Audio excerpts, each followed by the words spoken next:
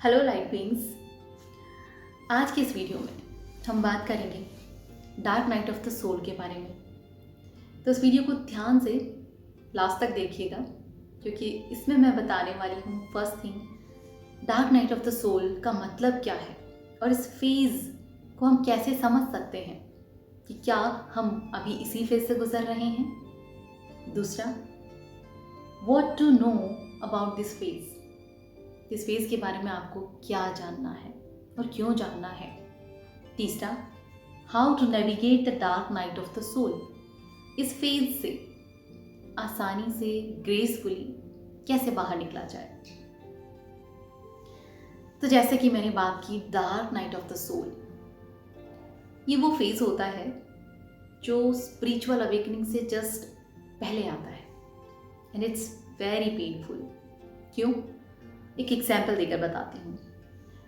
सोचिए कि आपने एक घर लिया या बनवाया और उस घर का हर एक कोना आपने अपनी प्रेफरेंस से सेट किया कि कहाँ पे आपको बुक्स चाहिए, कहाँ पे आपको लाइट चाहिए, कहाँ पे आपको पेंटिंग्स चाहिए, वॉल का कलर क्या होना चाहिए और कर्टन्स किस कलर के चाहिए, एवरीथिंग। और सब कुछ क्लैरिटी है आपकी लाइफ में, सब अच्छा चल रहा है और सडनली आप देखते हैं कि उसका जो फाउंडेशन था वो ही वीक था और एक दिन वो घर सडनली गिर जाता है आपकी आंखों के सामने। ये वाली जो फीलिंग होती है ना, बिल्कुल यही वाली feeling dark night of the soul, इसी फेज को कहते हैं। और ये फेज स्पेशली तब आता है जब आप अपनी लाइफ में कोई एक ट्रॉमा फेस करते हैं। ये ट्रॉमा किसी भी तरह का हो सकता है किसी का डाइवोर्स हुआ हो, या किसी लव्ड वन की डेथ हुई हो, या फिर कोई ऐसा ट्रॉमेटिक इंसिडेंट उनकी लाइफ में हुआ हो जिससे वो शॉक हो गए। ऐसा कुछ भी हो सकता है हमारे ही आसपास। और वो फेज होता है जब हमें हमारी ही रियलिटी हमारे सामने गिरती हुई नजर आती है कि क्या जो आज तक लाइफ हम जी रहे थे वही लाइफ है। हम मीनिंग ढूंढने लगते हैं कि क्या लाइफ का मतलब कुछ अलग है। और अगर यही लाइफ है जो एक मिनट में हमारे सामने बिखर जाती है, तो फिर इस लाइफ को जीने का क्या मतलब। और अगर कोई मतलब नहीं है और या कोई मतलब है, तो फिर ये लाइफ अच्छे से कैसे जी जाए, या फिर हमें किस तरह से बिहेव करना चाहिए अपनी इस लाइफ को लेकर। ऐसे बहुत सारे कन्फ्यूजन्स उस टाइम हमारे सामने होते हैं, क्योंकि तब सिर्फ उस घर का मलबा नजर आता है। ये जो फीलिंग है, उस टाइम सिर्फ हम रियलिटी की तरफ भागते हैं कि इस जीवन की सच्चाई क्या है। हम ईश्वर को जानना चाहते हैं, हम अपने आप को जानना चाहते हैं कि हम यहाँ क्यों आए, और अगर आए हैं तो उसका रीज़न क्या है। कुछ भी ऐसे ही कैसे हो सकता है, बेफिजूल। यही पीरियड है dark night of the soul. ये वो समय होता है जब हम अपने ओल्ड सेल्फ को गिरते हुए देखते हैं और एक नया इंसान, हमारे ही अंदर एक नया इंसान को हम बनते हुए देखते हैं, हमारी एक नई रियलिटी।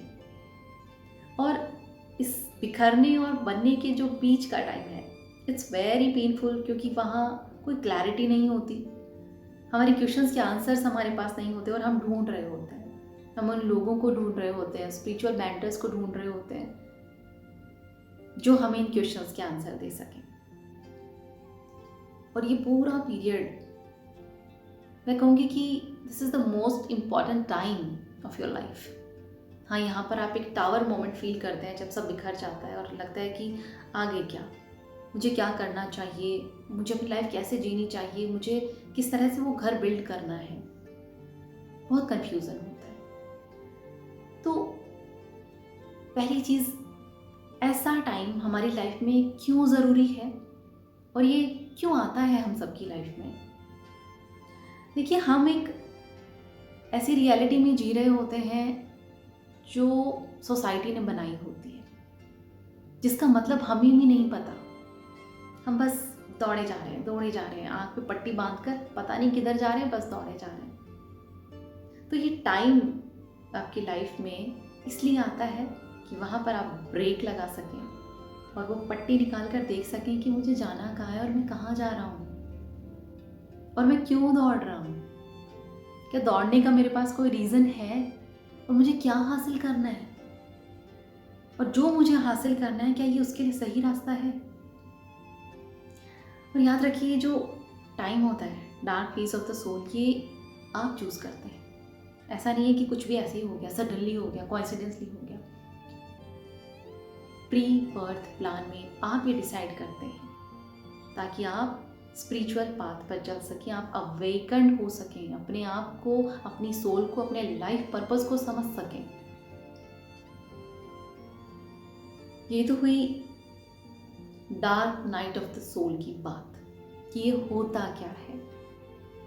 अब बात करते हैं what to know about the phase. इस फेज के बारे में आपको क्या जानना चाहिए? देखिए, फर्स्ट ऑफ ऑल ये नॉर्मल है, बहुत नॉर्मल है। बट सबसे बड़ी चीज़ जो है ना, हम जिसके साथ भी ऐसा कुछ होता है तो उनके दिमाग में एक ख्याल आता है कि मेरे साथ ही क्यों। पहली चीज़ याद रखिए, आप अकेले नहीं हैं। हो सकता है लोग शेयर ना करते हों अपनी प्रॉब्लम्स, लेकिन हर किसी की लाइफ में कुछ ना कुछ इश्यूज़ हैं जो वो फेस कर रहे हैं। मेंटल, इमोशनल, फिजिकल, कुछ भी हो सकता है, वो फेस कर रहे हैं। तो आप अकेले नहीं हैं। आई एम सॉरी, आप अकेले नहीं हैं। हर कोई यहाँ सीख रहा है, ग्रो कर रहा है, और इसीलिए तो आप यहाँ आए हैं। तो मेरे साथ ही क्यों, ये क्वेश्चन यहाँ पर बिल्कुल बेवजह हो जाता है। याद रखिए, ये फेज बहुत नॉर्मल है।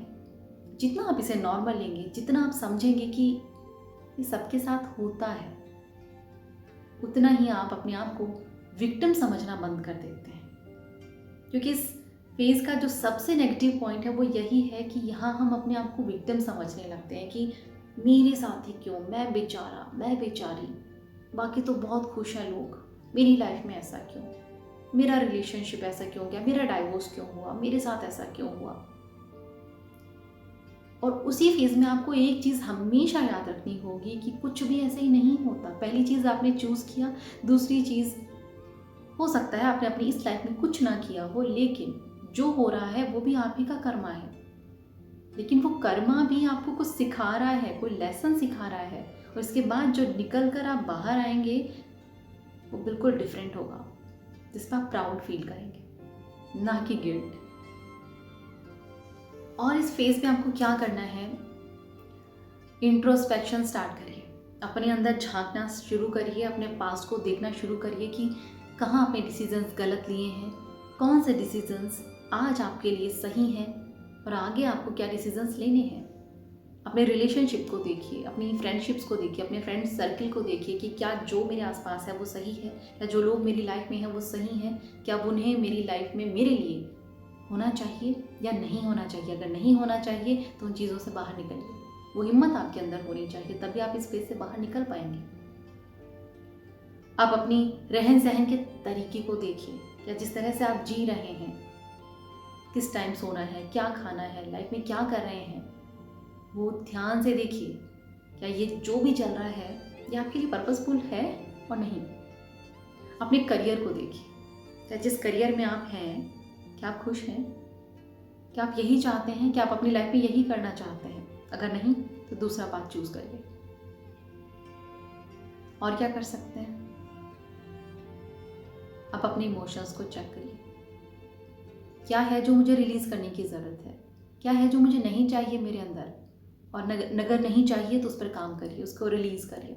आप हेल्प ले सकते हैं, आप हीलर्स की हेल्प ले सकते हैं, आप थेरेपिस्ट के पास जा सकते हैं, आप अच्छे फ्रेंड्स की हेल्प ले सकते हैं, जो आपको सही लगे। आप अपनी लाइफ में हैप्पीनेस और सक्सेस का मतलब ढूंढिए। याद रखिए, सोसाइटी के लिए हैप्पीनेस और सक्सेस का मीनिंग कंप्लीटली डिफरेंट होता है, पर हम सब के लिए, हर एक अलग इंसान के लिए हैप्पीनेस, जॉय और सक्सेस का मीनिंग अलग होता है। हो सकता है कुछ लोगों को पब में जाकर पार्टी करने में, या कुछ लोगों को पिकनिक करने में या ट्रैवल करने में खुशी मिलती हो, वही उनके लिए सक्सेस हो। कुछ लोगों को बस अपने रूम में शांति से बैठकर रेस्ट करना, मेडिटेशन करना, उसी में खुशी मिलती है, उसी में वो सक्सेस फील करता है। कुछ लोगों को लगता है कि बहुत सारा पैसा कमा लें। तो पहले ये सोचिए कि खुशी आपको किस चीज़ में चाहिए, क्योंकि मैक्सिमम लोगों को पता ही नहीं होता कि उन्हें लाइफ में करना क्या है। और वो किस चीज़ में खुश हैं उन्हें नहीं पता, बस दौड़े जा रहे हैं। क्यों? क्योंकि सोसाइटी यही करती है। और ये पीरियड आपको सिखाता है कि आपको पहले ढूंढना है कि आपका पर्पस क्या है, आपकी हैप्पीनेस कहाँ है और आपके लिए सक्सेस का मतलब क्या है। तो अब बात करते हैं कि इस फेज से ग्रेसफुली हम कैसे बाहर निकल सकते हैं और कैसे इस बिखरे हुए घर को फिर से बना सकते हैं, अपना न्यू सेल्फ जिसका आप प्राउड फील कर सके, ना कि गिल्ट, फियर, शेम। वो कैसे? First thing, sometime no action is the best action. देखिए, सोसाइटी में ना हम इस तरह से कंडीशन होते हैं कि आपको भागते रहना है, आपको कुछ ना कुछ करते रहना है।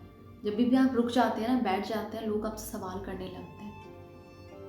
लेकिन जब आप कुछ ऐसा फेस कर रहे हो, अपने मन की सुनिए, अपनी बॉडी की सुनिए, टेक अ ब्रेक, रेस्ट, जहाँ आपको सुकून मिल सके। चाहे ऐसी जगह पर चले जाइए, चाहे मेडिटेशन रिट्रीट पे चले जाइए, लेकिन एक ब्रेक लें उस भाग दौड़ भरी जिंदगी से। जब हमारी फाउंडेशन बिखर जाती है ना और हम एक कंप्लीट कंफ्यूजन में होते हैं, कुछ टाइम के लिए ठहर जाओ।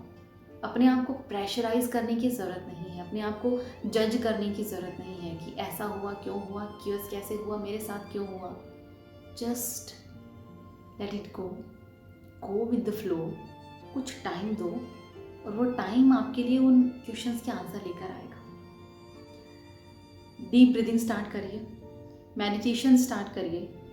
अपनी लाइफ में, हम सबकी लाइफ में कोई एक ऐसा इंसान ज़रूर होता है जो हमें सुनना चाहेगा, जो हमें जिसके साथ हम अपनी मन की बातें कर सकें।